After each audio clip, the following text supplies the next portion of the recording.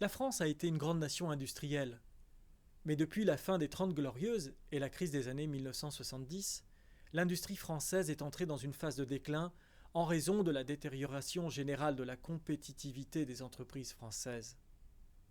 Face à la concurrence mondiale, l'industrie française ne fait plus le poids dans certains secteurs. L'industrie, qui pesait pour 25% dans les années 70 dans le PIB de la France, ne participe plus qu'à hauteur de 10% dans ce même PIB depuis les années 2000. C'est l'un des taux les plus faibles au niveau européen, alors que la norme en la matière se situe à 20%. Nous sommes loin derrière l'Allemagne, où l'industrie manufacturière contribue chaque année d'environ 30% au PIB. Sur la même période, l'emploi a fortement reculé dans ce secteur d'activité. Il comptait 6,2 millions de personnes à la fin des Trente Glorieuses, alors qu'il en totalise 2,7 millions à présent.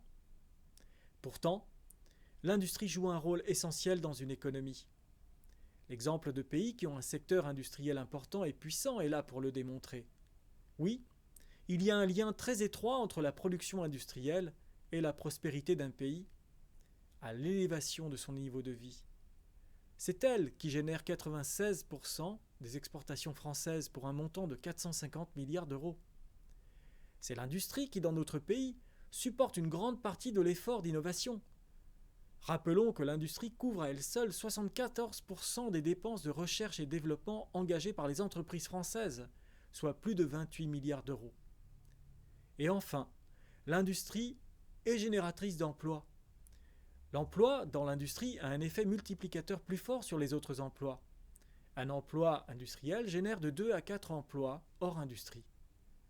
Défendre l'industrie, mettre en place des politiques industrielles, c'est lutter efficacement contre le chômage endémique que nous connaissons depuis des décennies.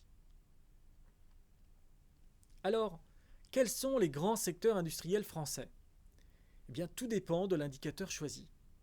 En matière d'emploi, c'est l'agroalimentaire qui arrive en première position avec 550 000 salariés, puis la métallurgie et les produits métalliques avec 480 000 emplois. Si on prend en compte le poids économique, grâce au chiffre d'affaires de chaque branche industrielle, le secteur agroalimentaire vient une nouvelle fois en premier avec 180 milliards d'euros, suivi du secteur automobile qui réalise un chiffre d'affaires de 100 milliards d'euros.